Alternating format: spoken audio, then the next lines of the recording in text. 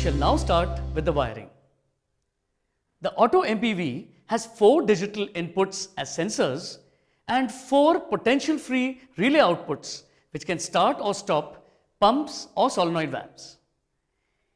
Each time the auto MPV changes its position from service to backwash to rinse, it needs to switch off the raw water pump, reach the next position and then switch back on.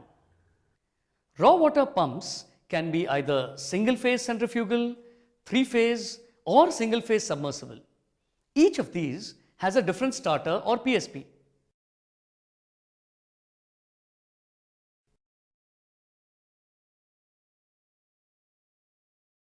The service cycle of your auto plant can be based on either time or volume. If it is time, then the first input of the auto MPV is wired to the pump time terminal on the PSP. If volume, then the flow sensor is connected to this first input and the volume is programmed. The auto MPV thus becomes a digital flow meter cum totalizer. The next 2 inputs of the auto MPV are wired to the floaties in the treated water tank and the raw water tank, making the auto MPV perform the additional function of an automatic level controller. The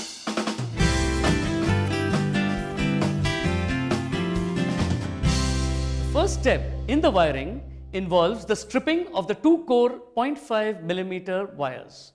The next step is attaching the lugs. So now twist the wires and crimp the lugs.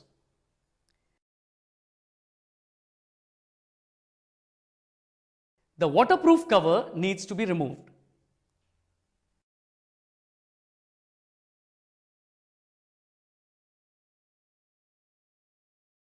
The auto MPV is now connected to the PSP. We get to the wiring of the auto MPV. The first connection is to be made here. Put the wire through the rubber grommet. Now attach a plastic tie to prevent pulling and then cut it at the right point. The steps involved in wiring the whole plant are as follows.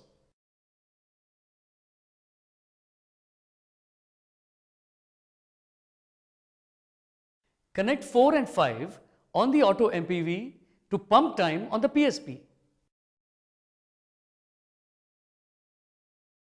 This is a feedback to the auto MPV that the pump is on. Connect 14 and 15 on the auto MPV to the pump contactor on the PSP.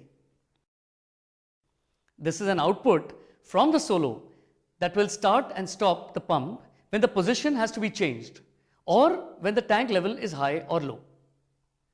Once this is done, the next step is to connect the floaties. This is to give raw and treated water tank level inputs to the auto MPV. Connect black and blue of the treated water tank floaty to 7 and 2 on the auto MPV.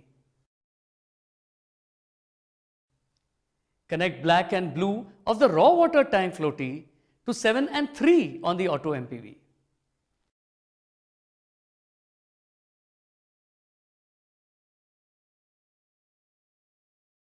Check whether all of these connections are correct.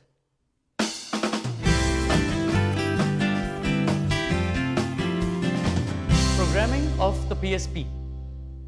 Before we start the programming of the 3-phase PSP, let us understand its functions. The 3-phase PSP has a contactor which gives power supply to run the raw water pump. Its LED indicates the current in all 3 phases. It has a terminal strip for easy wiring with the auto MPV and has motor protection like overload tripping and phase imbalance tripping. It allows you to select single or 3-phase pumps up to 5 horsepower. It also has an auto manual switch for manual override. Now we come to the actual programming of the PSP. In password 11, you can set the overload tripping current. In this example, we shall set the overload current from 8 amperes to 6 amperes. In password 20, you can set the PSP for single or three-phase pumps. This ends the programming of the PSP.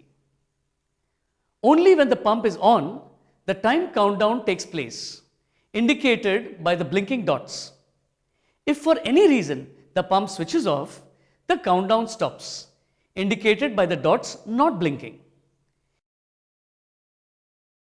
If the power supply fails, irrespective of the duration, the countdown resumes for where it had left off.